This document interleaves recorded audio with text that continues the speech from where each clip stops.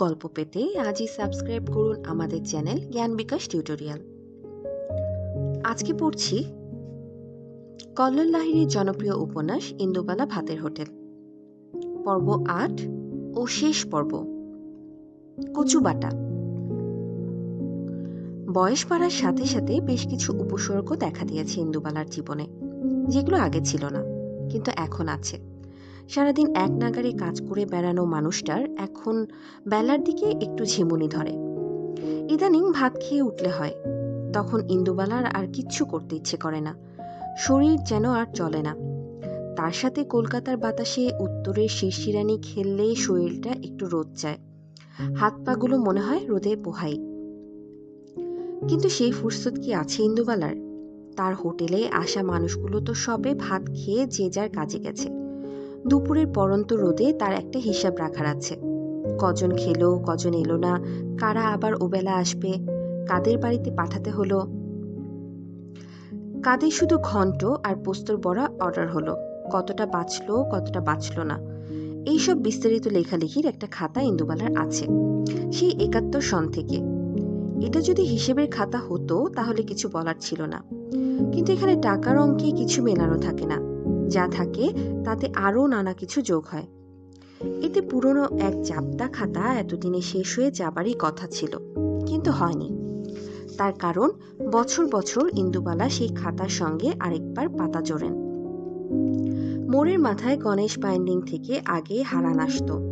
পয়লা বৈশাখের আগের দিন সেই খাতায় বড় সূচ ঢুকিয়ে ফুটো করে জোড়া হতো পাতা, সেলাই করে আবার খাতার গায়ে জামা করে দিতেন ইন্দুবালা। সেই নতুন জামা আবার পরের বছর পাল্টে যেত। গেলবার হারান চোখ বোঝার পর থেকে তার ছেলে শিব আসে। ইন্দুবালা নিজে সেই খাতা নাড়াচাড়া করতে পারেন না এখন আর, ওপরের ঘরে টেবিলের ওপর রাখা থাকে। প্রতিদিন সেই খাতায় ইন্দুবালা নানা কিছু লিখে রাখেন, তার সাথে ফুল তোলা নকশা, সোয়েটারের মাপ, দিদা বলে ঝাঁপিয়ে পড়া ছেলে মেয়েগুলোর ফোন নাম্বার, আরও কত হিজিবিজি। ধনঞ্জয় বলে ওটা নাকি চিত্রগুপ্তের খাতা, বুড়ি পরপারে গিয়েও হিসেব মেলাবে। কিন্তু কি হিসেব সেটা ধনঞ্জয় জানে না। বড় নাতনি সুনয়নী একবার দেখেছে সেই খাতায় লেখা আছে রান্নার কথা, কিছু কিছু ইন্দুবালার কথাও। সেই যে গেলবার সে বিদেশ থেকে এসে তার ঠাম্মার কাছে থাকলো বেশ কয়েক মাস, তখন এটা সেটা নেড়ে চেড়ে দেখেছে মেয়ে, আর অবাক হয়েছে। এত সুন্দর গুছিয়ে লিখতে পারে ঠাম্মি। একটা সাদা কালো ছবিও পেয়েছিল সে খাতাটার মধ্যে, ইন্দুবালার বিয়ের আগের ছবি। এটা কোনো নরবরে স্টুডিওতে গিয়ে তোলা। তাকে দেখালে বলেছিল কলাপোতা থেকে নৌকা করে টাউনে গিয়ে কোনো এক স্টুডিওতে তুলেছিলেন ছবিটা। এই ছবি দেখেই নাকি তার শাশুড়ি শেফালি রানীর পছন্দ হয়েছিল। সুনয়নী জানতে চেয়েছিল, আর দাদু? তিনি কিছু বলেননি। ইন্দুবালা কোনো উত্তর তিনি দেননি। কাজের সময় বিরক্ত করিস না বলে বড়জোর একটু ধমকে দিয়েছিলেন। সুনয়নী এই বাড়িতে তার দাদুর কোনো ছবি দেখেননি, এমনকি বাবা, কাকা, পিসি কারো কাছেই না। কেমন ছিল দাদুকে দেখতে ঠাম্মি? কেন দাদুর ছবি একটাও নেই বাড়িতে? পাগল করে দিত মেয়েটা প্রশ্ন করে করে। এমনকি বিয়ের একটা ছবি পর্যন্ত নেই কেন? আশ্চর্য হতো সুনয়নী। এটা কিছুতেই সে বুঝতে পারত না, থাকবে কি করে। সেই অজপাড়া গায়ে কি আর ফটোগ্রাফার ছিল? খুলনা শহর থেকে কিংবা ঢাকা থেকে নিয়ে আসতে হতো তাদের। ইন্দুবালাকে বিয়ে দিতে গিয়ে বাবার আর একটুও খরচ করার মতো অবস্থা ছিল না তখন। ছেলেকে পণ না দিতে হলেও মেয়ের গয়না গড়ার তাড়া ছিল। ইন্ডিয়াতে মেয়েকে পাঠানোর খরচ ছিল, তার সাথে আশেপাশে গ্রামের মানুষদের আপ্যায়ন, খাতির যত্নে কম খরচ হয়েছে নাকি? কাজেই কোনো ছবি ওঠেনি, এমনকি শ্বশুরবাড়িতে এসেও না। বউ ভাত হয়নি, লোকজন আসেনি, তাহলে আর ছবি উঠবে কোথা থেকে? ফুলসজ্জার দিন অনেক রাতে বাড়ি ফিরেছিলেন মাস্টার রতনলাল মল্লিক। তারপর দিন বেলা পর্যন্ত ঘুমিয়ে আবার বেরিয়ে গিয়েছিলেন। শাশুড়ি কতবার বলেছিল ছেলেকে, রতন, বৌমাকে নিয়ে একটা ফটো তুলে আয় বাবা। আজ যাব কাল যাব বলে আর যাওয়া হয়নি রতনের। নিমতলা শ্মশানে যেদিন মরার খাট ধরে বসেছিল ইন্দুবালা, একটা ধীরেঙ্গে মতো লোক গলায় ক্যামেরা ঝুলিয়ে এসে বলেছিল, কি গো মা, ছবি তুলবে নাকি?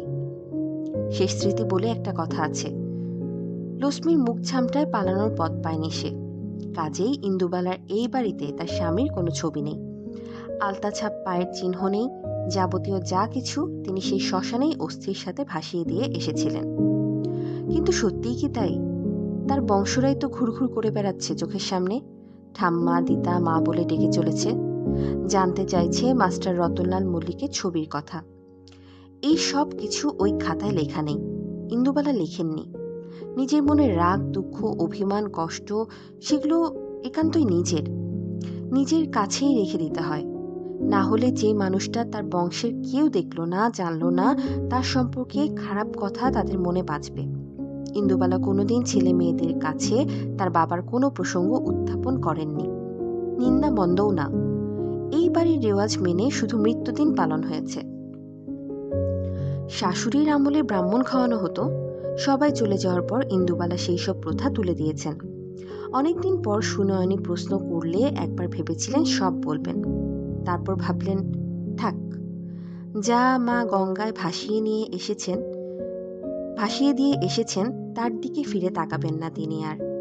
ওটা নিজের কাছে খুব সঙ্গোপনে থাক। খাতাটা এতটাই ভালো লেগে গিয়েছিল সুনয়নীর, সারাদিন সেটা নিয়ে বসে থাকতো, খুঁটিয়ে খুঁটিয়ে পড়তো সবকিছু, দেখতো, নোট রাখতো আর তার আইপ্যাডে। ঠাম্মিকে যেন একটু একটু করে চিনতে পারছিল সে।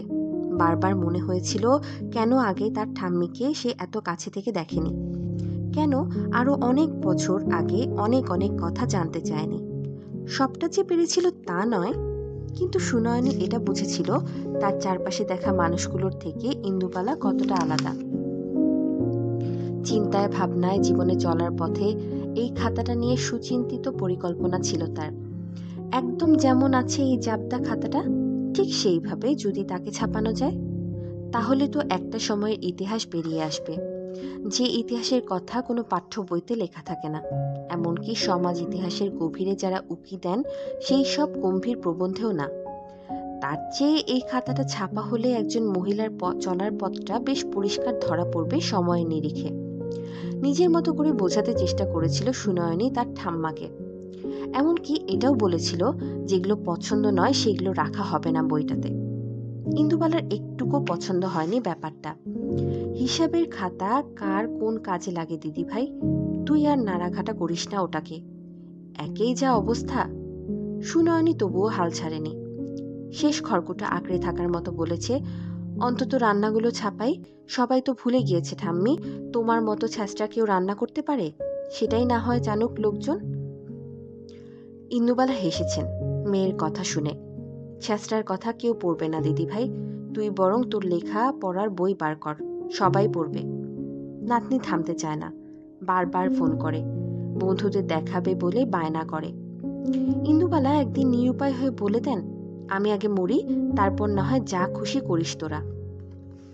এরপর আর কোনোদিন কোনো কথা বলা যায় না। মোক্ষম বার্তাটা তাই একেবারে শেষেই দেন। ইন্দুবালার হোটেলে যে কটা জিনিস সেই পুরনো আমল থেকে রয়ে গেছে, এই খাতাখানাও তার মধ্যেই পড়ে। সেটাকে তিনি কি করে বাইরের লোকদের হাতে তুলে দেবেন? সুনয়নী পড়ছে পড়ুক, কিন্তু তার সাথে তার বন্ধু বান্ধবরাও পড়বে। রাজ্যের যত লোক জেনে যাবে ওই খাতার মধ্যে কি আছে। ওমা, তাই কখনো হয় নাকি? ওর পাতায় যে জিরান দেয়া আছে মনিরুলের বকুল ফুল, লক্ষ্মীর বাড়ির তেজপাতা, 3 ছেলে মেয়ের হাতের ছাপ, অলোকের ফেলে যাওয়া নিষিদ্ধ ইস্তেহারের একটা পাতা, আরো যে কত কি আছে তা না দেখলে কল্পনাও করা যাবে না। অলোক খুব সুন্দর শীষ দিয়ে একটা গান গাইত, কিসের ভয় সাহসী মন লাল ফৌজে লাফিয়ে হই পার। গানটাও লেখা আছে সেখানে। চোখ বন্ধ করেন ইন্দুবালা, সুরটা খোঁজার চেষ্টা করেন, পারেন না। কারেন্ট অফের সেই রাতগুলোকে হাতড়ান, কোথায় তারা? যে দিনগুলোকে ইন্দুবালা নিজেই ফিরে পান না, সেই সব কিছু তিনি দুহাত দিয়ে উজাড় করে দিবেন কি করে? থাকবার বলতে ওইটুকুই তো তার নিজের। স্মৃতির বিসর্জন মানে নিজেকে নিঃশেষ করে দেয়া। ধনঞ্জয় ছাদ থেকে কাপড় তুলতে এলে বুড়িকে দেখে মায়া হয় তার। বারান্দায় মাদুর পেতে বসে বুড়ি ঝিমোচ্ছে, মাথা নেমে এসেছে পায়ের কাছে। একটা বালিশ দিয়ে রোদটায় শুলে কি হয়? সারা জীবন কারোর কথা কোনোদিন শুনল না। দুপুরের পর কতবার সে বলেছে, ওগো মা, একটু এলিয়ে এসো দিকিনি, গাখানা বিছানায়। বুড়ি কথা শোনেননি। এত কাজ কাজ করে মাথা খায় বুড়ি যে দম ফেলার সময় থাকে না। ঘর থেকে বালপোষটা এনে বুড়ির গায়ে চাপা দেয় ধনঞ্জয়। যত্ন করে পায়ের উপর দিয়ে টেনে দেয়। মুখের দিকে হা করে চেয়ে বসে থাকে। যার সব থাকতেও কেউ নেই, যার ঘর আলো করা সংসার, 2 ছেলে মেয়ে, তাদের সব বাচ্চারা হৈ হৈ করে মাথায় করে তুলে রাখতো তোমাকে। এইভাবে কেন এত কষ্ট করছো মা? একবার মুখ ফুটে বললেই তোমার সন্তানরা চলে আসবে তোমার কাছে, যা চাইবে তাই দিবে, রাজরানী হয়ে থাকবে মা, এক বিশাল সংসারের মধ্যমণি হয়ে। ভালো লাগবে না তখন? চাল ধুতে ধুতে ইন্দুবালা ধনঞ্জয়কে বলেছিলেন, ওরকমটা সবার মনে হয় রে ধনা, বোঝাকে বেশিক্ষণ মানুষ ঘাড়ের উপর চাপিয়ে রাখতে পারে না। মনে হয় কতক্ষণে নামাবে সে মাটিতে। আমি কারো বোঝা হতে চাই না রে। ধনঞ্জয় কি বুঝেছিল কে জানে, শুধু সেদিন আর আগ বাড়িয়ে ঝগড়া করতে চায়নি। বুড়ি নিজেই তার কাজ খুঁজে নিয়েছিল বিস্তর। যত খাটছিলেন ইন্দুবালা হোটেলকে নিয়ে, তত তার সুনাম ছড়িয়ে পড়ছিল চারদিক থেকে। এবেলার রান্না কোনোদিন ওবেলা কাউকে খাওয়াননি তিনি। কোনো খাবার নষ্ট হতে দেননি কোনোদিন। বেঁচে যাওয়া খাবার কোথায় কোথায় যাবে তারও একটা নির্দিষ্ট ঠিকানা তৈরি করে ফেলেছিলেন। সেই সব মানুষগুলো আজও অনেক আশা নিয়ে বসে থাকে। রান্নাঘরের উনুনটা এখনো আগের মতো নিজের হাতেই পরিষ্কার করেন। মাঝে মাঝে ধনঞ্জয় করে এমনটা না, কিন্তু নিজে করলে সুখ পান ইন্দুবালা। যত্ন করে মাটির প্রলেপ বোনান উনুনের গায়ে। আজকের উনুন? কত জন্ম জন্মান্তর ধরে মল্লিক বাড়ির লোকজন এই উনুনে চাল ফুটিয়ে দুবেলা ভরপেট খেয়েছে। রান্না তো আর শুধু রান্না না, যেন অগ্নিকে উপাসনা। আঁচের একটু এদিক ওদিক হলেই সব ভণ্ডুল। নড়ে চড়ে বসে বুড়ি। বালাপোষের গরমে আরাম পেয়েই হোক কিংবা ঝিমিয়ে পড়া দুপুরে ঘুমন্ত আঁচের কথা ভাবতে ভাবতেই হোক, ইন্দুবালার ঘুম কাটে। সামনে দেখেন হা করে চুপটি করে বসে আছে ধনঞ্জয়, মুখের দিকে তাকিয়ে। ইন্দুবালা হাসেন। এখনো বেঁচে আছি রে ধনা, মরিনি। এই দেখ, শ্বাস প্রশ্বাস এখনো চলছে। বিকেলে শেষ আলো তখন জানলার উপর ঘেঁষে চলে যাচ্ছে। ইন্দুবালা হুড়মুড় করে উঠতে চান। আমার না হয় ভীমরতি ধরেছে তাই বলে তোর কোনো আক্কেল জ্ঞান থাকবে না? বেলা যে পড়ে এলো, কাজ কত বাকি তার কি খেয়াল আছে? ইন্দুবালা চাটাই গোটান, বালাপোষ ভাঁজ করেন। ধনঞ্জয় সুরসুর করে সরে পড়ে সেখান থেকে। বসে থাকলে বুড়ির গজগজ কানে শেলের মতো বিঁধবে। তখন আবার দুটো কথার উত্তর না দিয়ে ঝগড়া না করে স্বস্তি পাওয়া যাবে না। ইন্দুবালার কাজের কোনোদিন শেষ বা শুরু নেই, সারা দিনটাই পড়ে থাকে কাজের জন্য।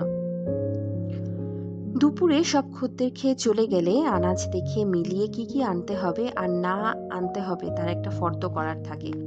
রাতের রান্না কি হবে তাও ভাবতে হয়। সেই মতো ধনঞ্জয়কে নানা কিছু বলার থাকে।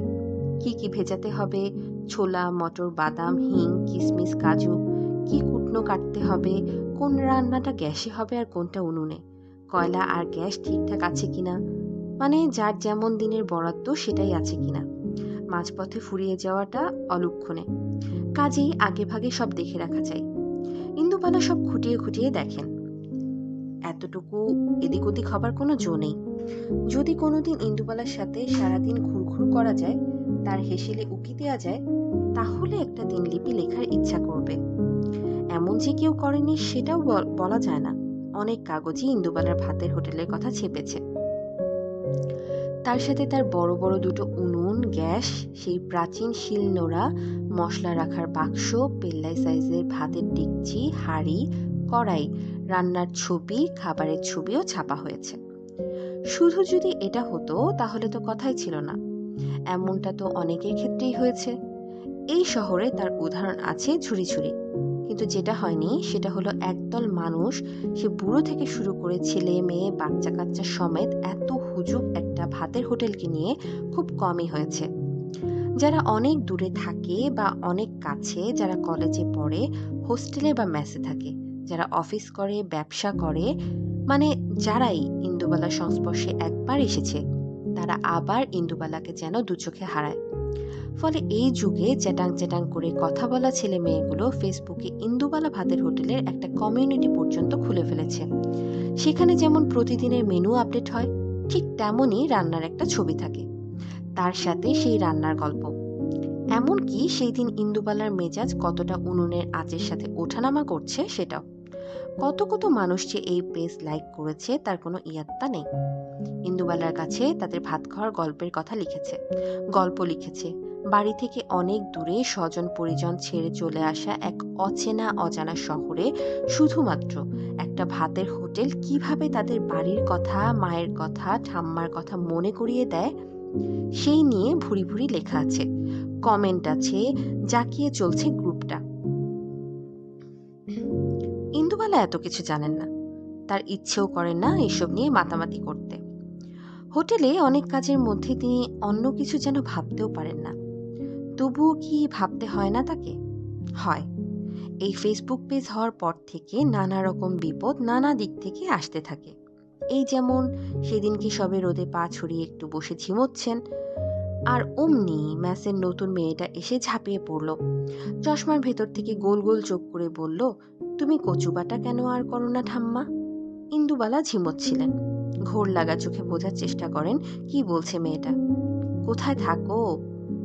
খাওয়া হয়েছে? খিদের পেটে কচু খাবে কেন? ধনাকে বলো ভাত গরম করে দিতে, আর অবেলায় ভাত খেতে ইচ্ছে না করলে রুটি করে দেবে। চাও যদি বেগুন পোড়াও খেতে পারো, অল্প করে কুলের তেল দিয়ে মেখেছি, গন্ধ হয়েছে বেশ। মেয়েটা আরো চোখ গোল গোল করে বলে, ধুর, তুমি কি সব ভুলে যাও নাকি ঠাম্মি? এই তো খেয়ে এলাম, রুটি না খেলেও বেগুন পোড়া ছাড়বো তুমি ভাবলো কি করে? খেয়েছি তো। কি করে যেসব অদ্ভুত জিনিস মাথা থেকে বার করো ঠাম্মি, বেগুন পোড়ার কুলের তেল, জাস্ট ফাটাফাটি। ইন্দুবালা হাসেন। বড় বড় বয়ামে কুল জিরানো থাকতো তেল দিয়ে। ঠাম্মার যে কত রকমের আচারের আহ্লাদ ছিল, প্রত্যেক ঋতুতে আলাদা আলাদা ফল, তাদের আচার, তার সাথে তেল, সেই তেল আবার রান্নার সাথে মেশানো, সে অনেক ঝক্কি ঝামেলার কাজ। আমি এত পারি না। তা কোথায় থাকো তুমি? মেয়েটা হাত তুলে দেখায়, ওই তো রাস্তার ওই দিকের মেসে থাকি, সঞ্চারী, খাতায় যে নাম লিখলাম। ইন্দুবালা এগোন রান্নাঘরের দিকে।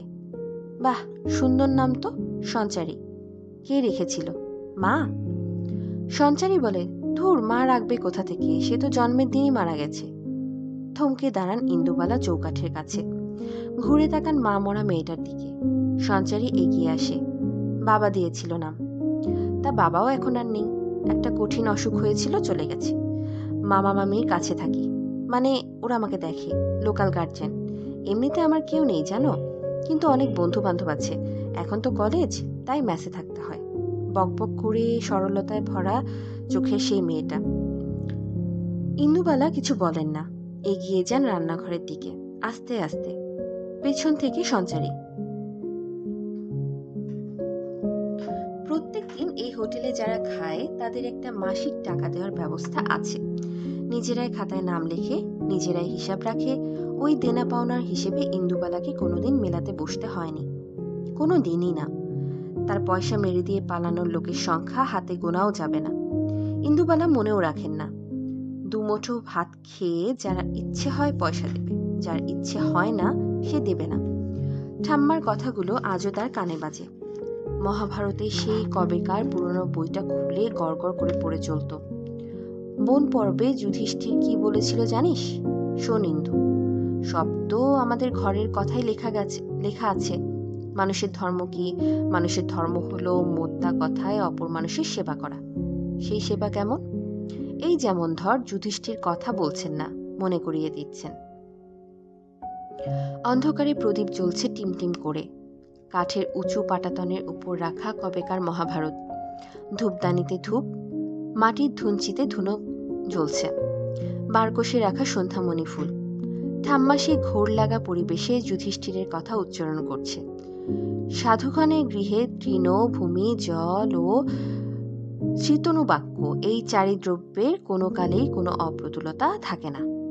গৃহস্থ বাড়ি পীড়িত ব্যক্তিকে শয্যা, শ্রান্ত ব্যক্তিকে আসন, তৃষিত ব্যক্তিকে পানীয়, ক্ষুধিত ব্যক্তিকে ভোজন ও অভ্যাগত ব্যক্তির প্রতি নয়ন, মন ও প্রিয় বচন প্রয়োগ এবং উত্থানপূর্বক আসন প্রদান করিবে। ইহাই সনাতন ধর্ম। ঠাম্মা যেন বারবার মনে করিয়ে দিত মানুষকে সেবা করে আরাম পাওয়া যায়, মনের আরাম। ইন্দুবালা কি সেই জীবেই প্রেম করছেন না? কোথায় করছেন? এটা কি জীবে প্রেম? প্রশ্নগুলোর উত্তর খোঁজেন ইন্দুবালা। আর ঠিক তখনই ঘোর কাটে। কি গো ঠাম্মা, কচুবাটা করবে কিনা বলো। সামনে দাঁড়ানো মেয়েটা নাছোড়। ইন্দুবালা রাতের আনাজ মিলিয়ে দেখছিলেন। রোদটা আস্তে আস্তে পশ্চিমে ঘুরছে। এবার তাদের আলসের মাথায় চড়ে একেবারে হারিয়ে যাবে, আর দেখা যাবে না। ওই দিকের বড় ঝুড়িখানায় দেখতে তো গোটা 20 আলু আছে কিনা। সঞ্চারী গোনে, ঠিক বাচ্চাদের মতো করে। ইন্দুবালা মশলার বাক্স হাটকান, দেখে নেন সব ঠিকঠাক আছে কিনা। সঞ্চারী এগিয়ে আসে। 20টার বেশি আলু আছে। ইন্দুবালা বিড়বিড় করেন, তাহলে আনতে হবে আরো। সর দেখি, ধনাকে বলি। সঞ্চারী হাত ধরে নেয় ইন্দুবালার। বললে না তো কচুবাটা করো না কেন এখন? ইন্দুবালা বটিখানা নিয়ে এসে আলুর খোসা ছাড়াতে বসেন। ওইসব আমি করেছি নাকি কোনোদিন?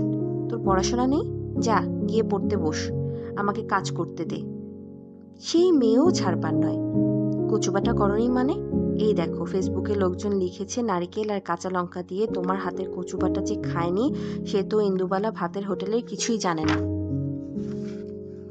এবার একটু বিরক্ত হন ইন্দুবালা। এইসব আবার কে লিখেছে? তোরাই বা এইসব লিখতে বলিস কেন? হ্যাঁ? মেয়েটা অবাক হয়। আমরা লিখতে বলেছি নাকি? এই যে দেখো, অমলেন্দু বাবু কৃষ্ণনগরে থাকেন, কলেজে ফিজিক্স পড়ান, তিনি লিখেছেন। এখান থেকে পড়ার সময় 80s রোজ ভাত খেতে আসতেন তোমার হোটেলে, চিনতে পারছো? ইন্দুবালা মেয়েটার ফোনের মধ্যে থেকে একটা অস্পষ্ট মুখ দেখেন। এত কিছু কি মনে থাকে নাকি দিদি ভাই? কত লোক তো আসে, কত লোক চলে যায়। মেয়েটা কিন্তু শুনবে না। ওসব কিছু জানি না, কচুবাটা খাওয়াতেই হবে। আমি আজই লিখে দিচ্ছি ফেসবুক পেজে, তুমি আবার কচুবাটা খাওয়াচ্ছ আমাদের, বুঝলে? ইন্দুবালা ভাতের হোটেলের নোনা ধরা সিমেন্টের কালো বোর্ডটা যে কবে থেকে ফেসবুকের বোর্ড হয়ে গেছে ইন্দুবালা সেটা জানেন না, জানার কথাও না। এখনকার ফোন ইন্দুবালা ব্যবহার করেন না। তার কাছে সেই কবেকার ল্যান্ডলাইন। সরকারের ফোনের ব্যবসা লাটে উঠলেও ইন্দুবালা সেই ফোনে আজও কাজ চালান। ছেলেরা মেয়েরা ওই ফোনেই মায়ের খোঁজ নেয়। ইন্দুবালা দুটো কথা বলে শান্তি পান। তবে এই এখনকার ছেলে মেয়েদের ফোন ব্যবহার না করলেও তিনি বুঝতে পারেন এর মাহাত্ম্য কি। ওইখানে কিছু লেখা হয়ে গেলেই গোটা বিশ্বের লোকজন জানতে পারবে, আর ঠিক তখন থেকেই বাড়বে উৎপাত। সেই কবেকার পুরনো ল্যান্ডলাইন ফোনটা আবার বাজতে থাকবে। ক্রিং ক্রিং ক্রিং ক্রিং। বাড়ির সামনে ভিড় হবে। 10 জনের বদলে তখন 100 জন ভাত খেতে চলে আসবে। পাড়ার লোক বিরক্ত হবে গাড়ি রাখার জায়গা পাবে না বলে। ধনঞ্জয় বড় খোকা, ছোট খোকা, খুকি সবাইকে ফোন করবে, নালিশ জানাবে। আর কেউ আসুক বা না আসুক, বড় খোকা এসে বসে থাকবে ঠায়, নজর রাখবে। তাকে নজরে রাখার জন্য বাড়ি থেকে বউ ফোন করবে, ছেলে ফোন করবে। সে এক অদ্ভুত পরিস্থিতি। এই সব ভেবেই শীত আসার সন্ধ্যায় ইন্দুবালা ঘামতে শুরু করেন। আগে এমন হতো না। কেউ খেতে চাইলেই ইন্দুবালার আনন্দ হতো। এখনো হয়, কিন্তু এত বড় হয়ে যাবার ব্যাপারটা সবকিছু ইন্দুবালা কেমন যেন সামলাতে পারেন না। তবুও বাইরে থেকে কিছু বোঝা যায় না বুড়ির। এখনো সাধারণ দিনে ভাতের হোটেলে পাত পড়ে কম করে 300 মানুষের। বুড়ি এই বয়সে উনুনের সামনে এসে যখন কড়াই পেতে দাঁড়ান, সাক্ষাৎ অন্নপূর্ণা যেন গড় করে অনেকে। কি হলো, কিছু বলছো না যে? সঞ্চারী তাকিয়ে থাকে ইন্দুবালার দিকে। ইন্দুবালার মুখে হাসি ফোটে। কোথা থেকে আমার ঠাম্মার মতো অমন চোখ পেয়েছিস বলতো? আর অমন পাড়া গিয়ে বিধবাদের মতো চুল কেটেছিস কেন? সঞ্চারী বলে, ইস, পাড়া গিয়ে বিধবাদের মতো লাগছে নাকি? কত টাকা দিয়ে চুল কেটেছি জানো? শুনলে মামা বাড়ি থেকে বের করে দিবে। কেন, খারাপ লাগছে দেখতে? ইন্দুবালা হাসেন। মোটেই না, মিষ্টি লাগছে। মামা না হয় চুল কাটার দাম জানতে পারলো না, কিন্তু এই যে দিন নেই রাত নেই মেসের জানলা ধরে দাঁড়িয়ে ফসফস করে সবাই মিলে সিগারেট টানা হয়, সেটার কথা জানে তো? মেয়েটা জিভ বার করে। তুমি কি সব খেয়াল রাখো ঠাম্মা? ইন্দুবালা হাসেন। একদিন সময় করে নিশ্চয়ই কচুবাটা খাওয়াবো দিদি ভাই, কিন্তু আজকে ওই সব তো তোমাদের কি সব পেঁচে টেচে লিখো না কিছু, কেমন? মেয়েটা বলে, কেন, লিখলে কি হবে? ইন্দুবালা বোঝান, আগে ওই নরম কচুটাকে আমায় পেতে হবে তো। সেই শহর কি আর আছে? বললেই কি কেউ ছাই কাদায় হওয়া অমন কচু গাছ অমনি উপড়ে নিয়ে চলে আসবে? আর যে সে কচু হলে তো হবে না, সেই মানকচুর ভিতর দুধে টইটম্বুর হতে হবে। গাছ দেখলে বুঝতে হবে গর্ভিণী সে, অনেক তরিজুত করে তাকে তুলতে হবে, রান্না করতে হবে, তবেই না অনেক দিন পর তুইও আমাকে মনে রাখবি। তখন হয়তো কোনো বিদেশ বিভুঁই থেকে আমার কথা লিখবি। এই ভর সন্ধে নামার আগে এক অচেনা মেয়ের চোখ চিকচিক করে ওঠে। আমিও কোথাও যাবো না ঠাম্মি, কোথাও না। আমি শুধু ওই মেস বাড়িটায় থাকবো আর তোমার রান্না খাবো। ছুটতে চলে যায় সঞ্চারী। অমন ছলছল চোখ করে একদিন ইন্দুবালাও বলেছিল ঠাম্মাকে সেই কলাপোতা ছেড়ে কোথাও যাবে না, কোনোদিন না।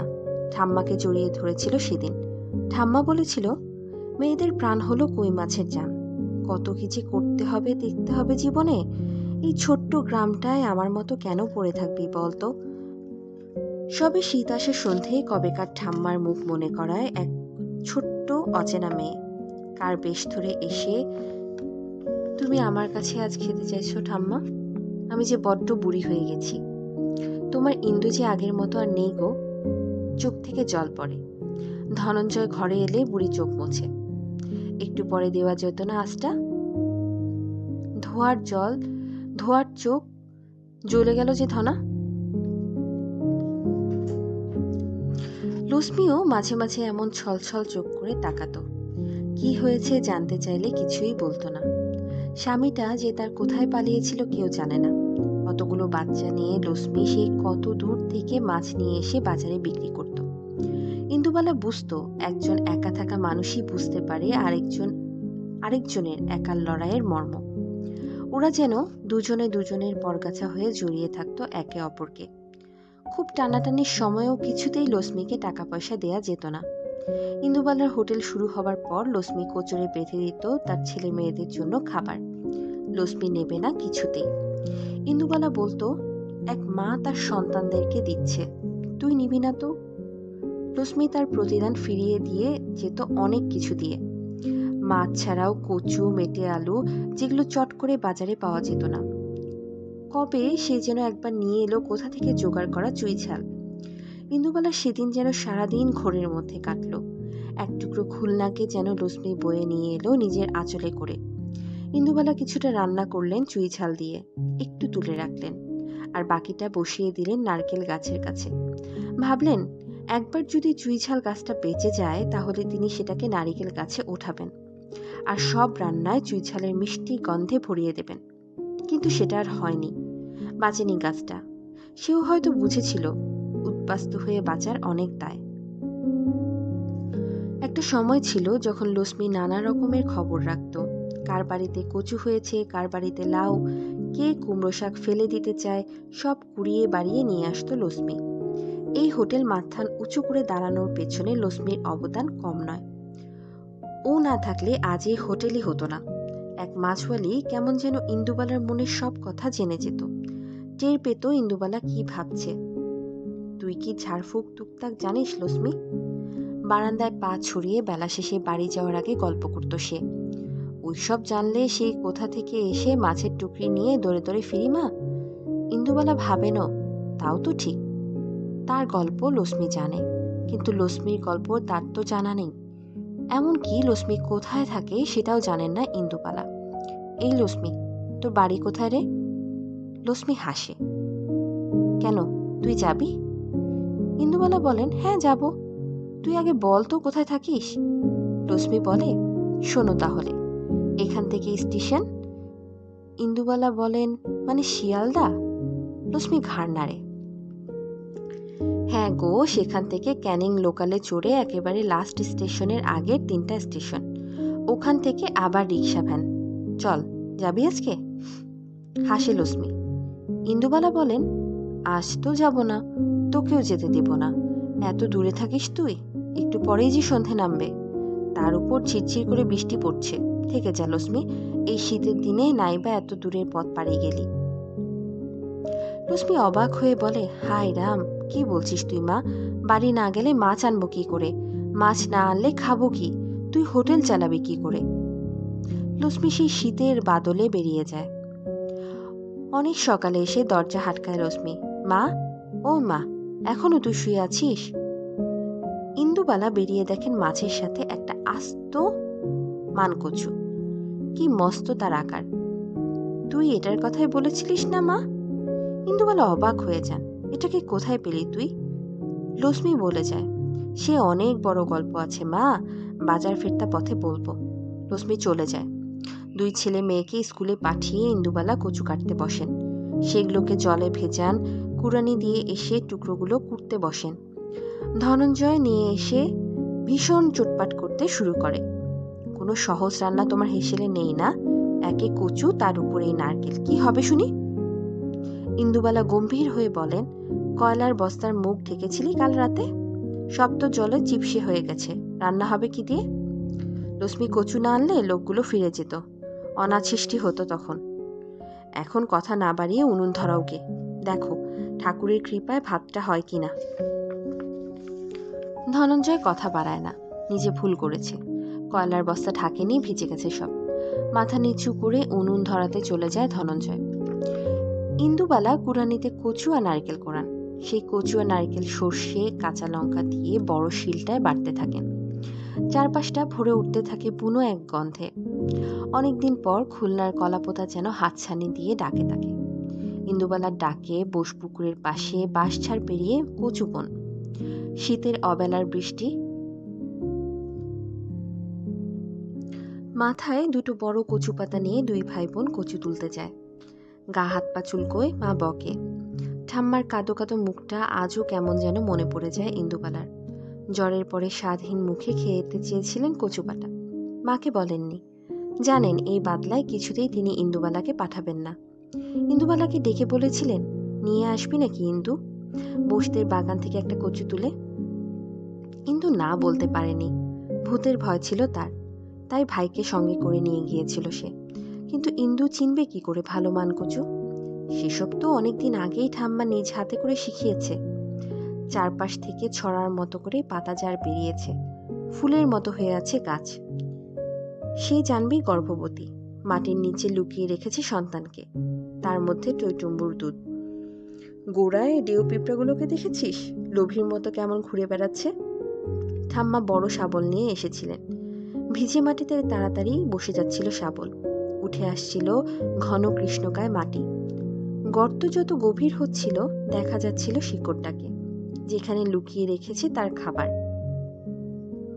একটু পরেই মাটি খুঁড়ে গর্ত করে কচু বের হলো। গায়ে শক্তি ছিল বুড়ির, সেই কচু কেটে বেটে গা শুদ্ধ লোক খেলো।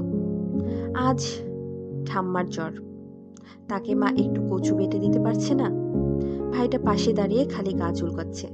কচুর রস লেগে লাল হয়ে গেছে তার হাত আর পা, চুলকাতে চুলকাতে ফুলে গেছে হাতের উপর দিকটা।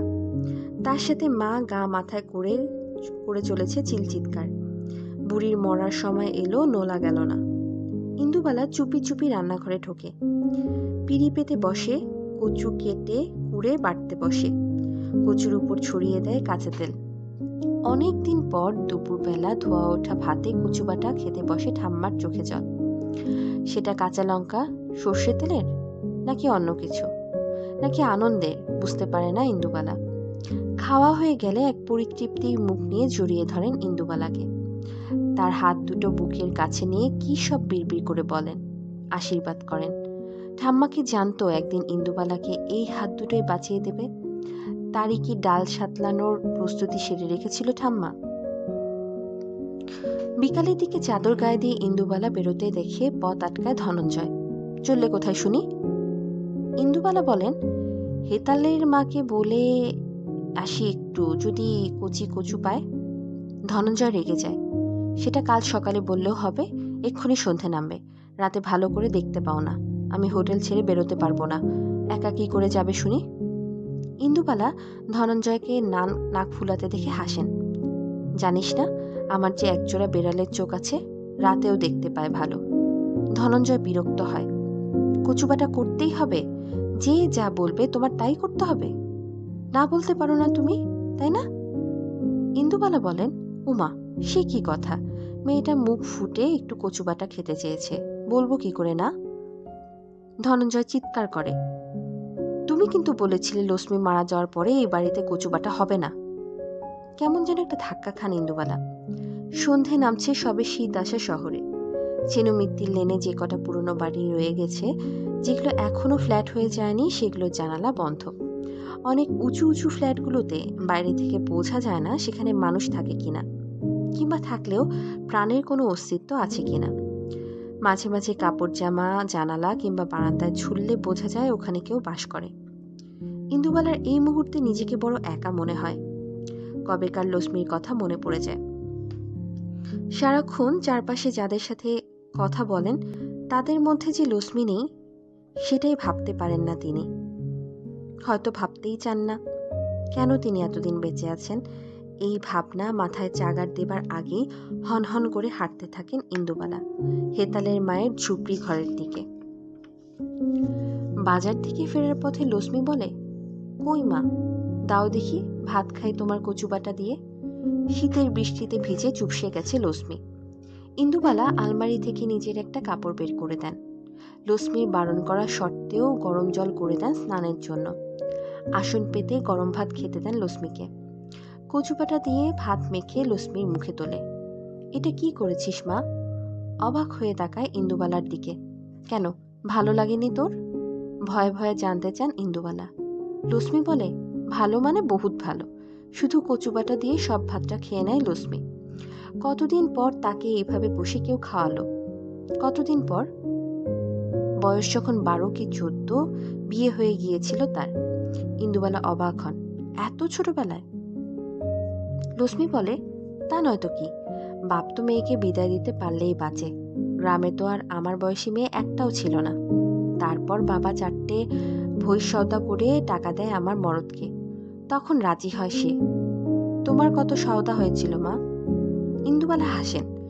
সবটা তো আর বাবা বলেনি, তবে গা ভর্তি গয়না পরিয়ে দিয়েছিল মা। সেই গয়না আজ একটাও নেই। বাবু মাস্টার রতনলাল মল্লিকের হাত দিয়ে সব খরচ হয়ে গেছে অনেক দিন আগে। লক্ষ্মীরও কোনো গয়না নেই। মন খারাপ করে বসে থাকে দুজনে। গয়নার জন্য কি শুধু? মোটেই না। কবে তুই শেষ তোর গ্রামে গেছিস লক্ষ্মী? লক্ষ্মী বলে, তাও বছর 10 আগে।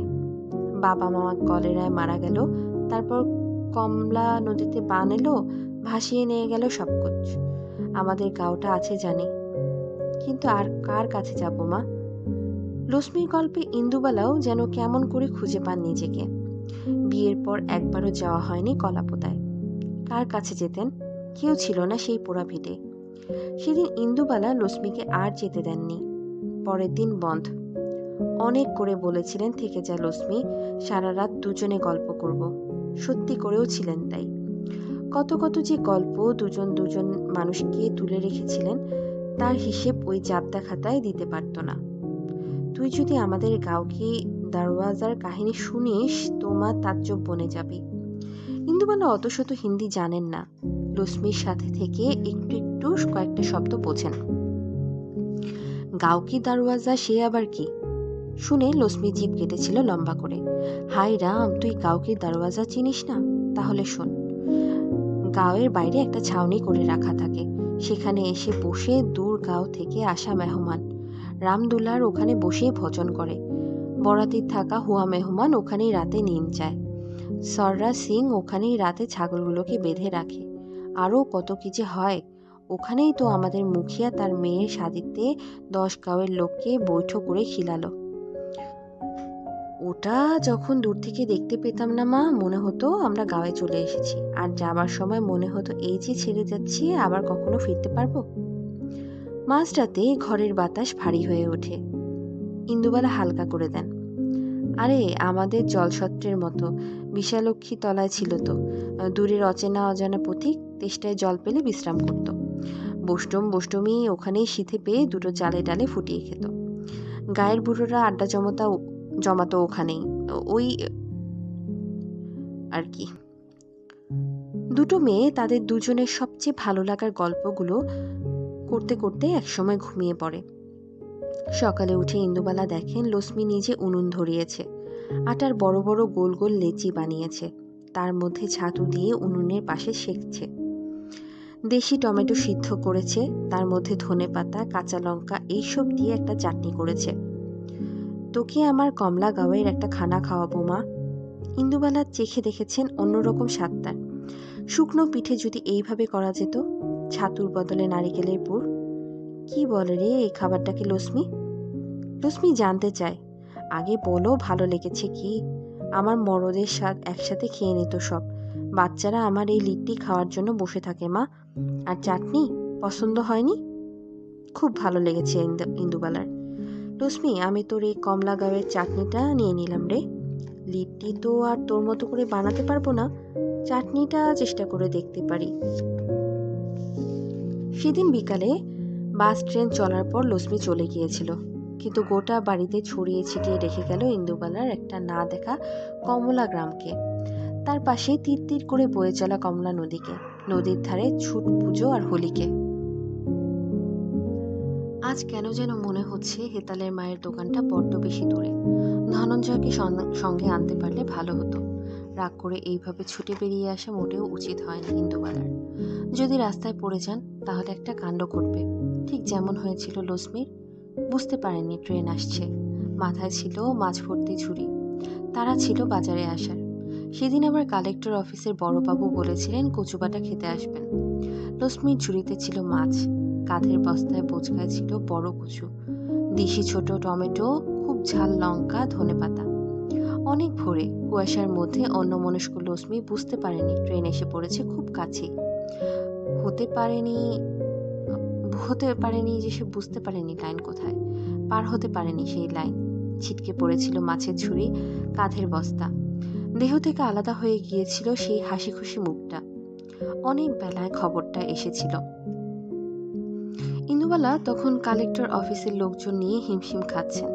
ভেবেছিলেন লক্ষ্মী আসেনি, হয়তো শরীর খারাপ করেছে, কিন্তু মনে মনে দুশ্চিন্তাও করেছেন। এমন কথার খেলাপ তো লক্ষ্মী করে না। সব ভাবনা চিন্তা চাপা দেওয়ার জন্য ইন্দুবালা আরও রান্নার পথ বাড়িয়ে দিয়েছেন। ততক্ষণে কচুবাটার জায়গায় ঢুকে পড়েছে ছ্যাঁচড়া।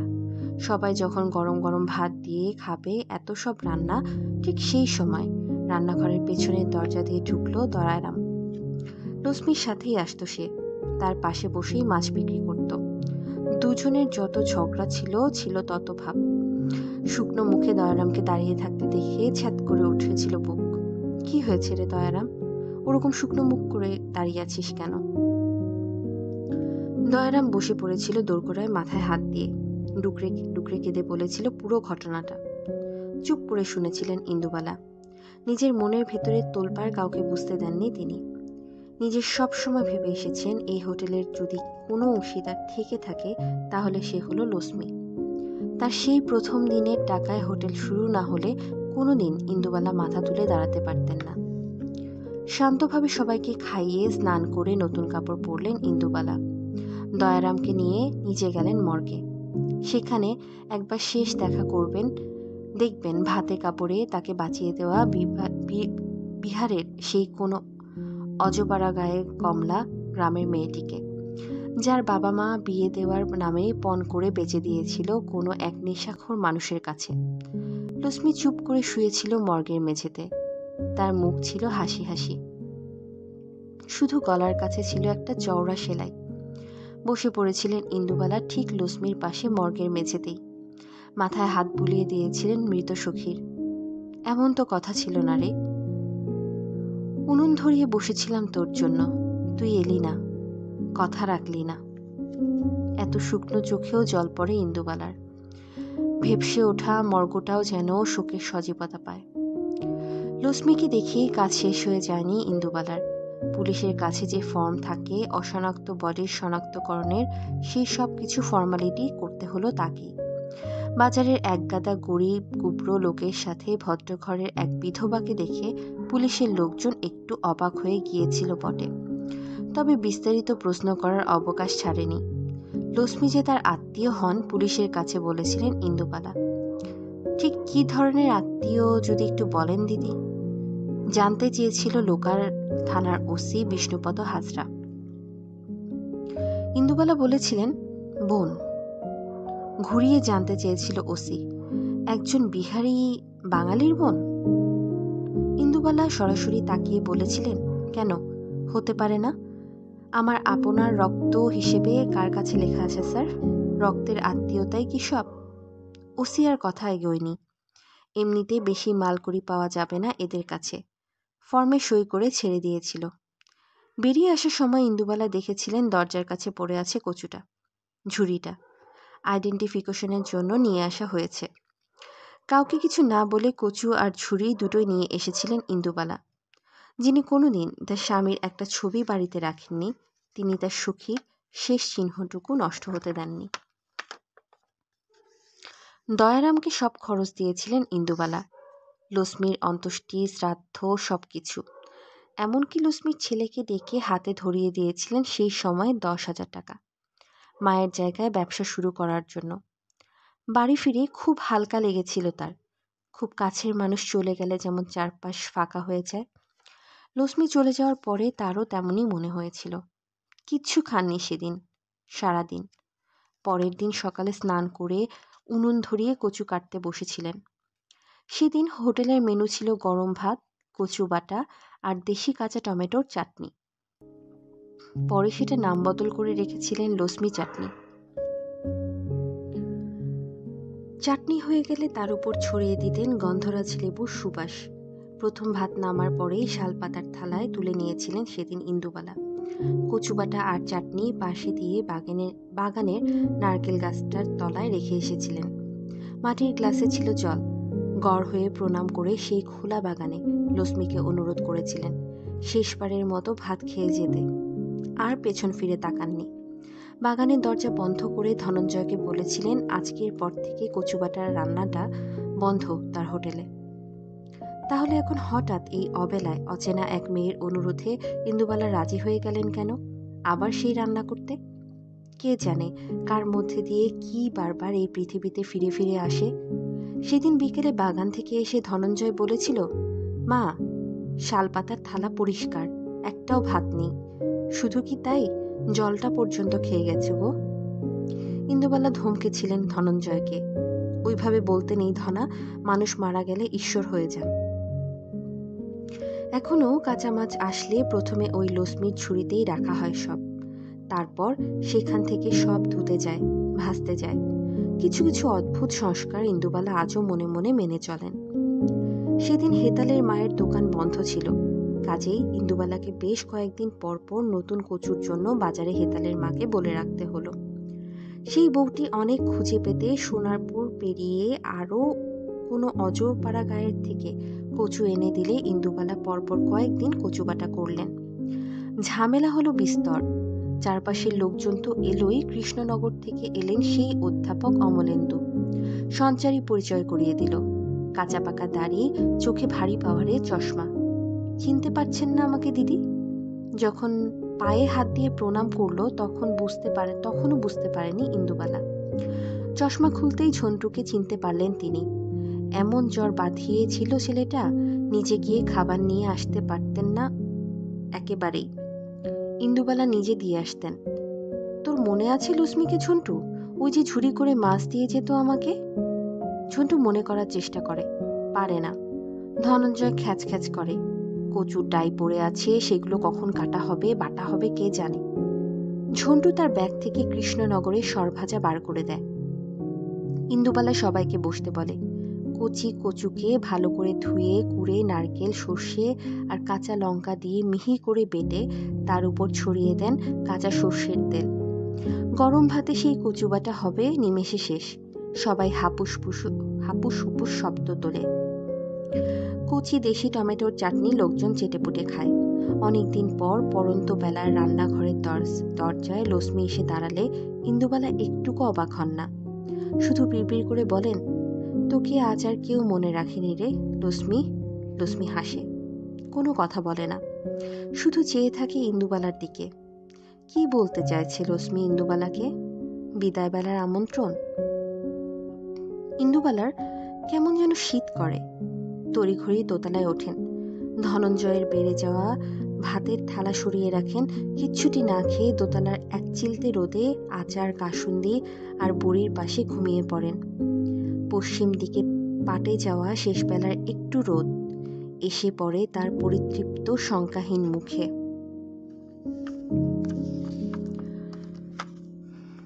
আর এভাবেই শেষ হলো ইন্দুবালা ভাতের হোটেলে শেষ পর্ব।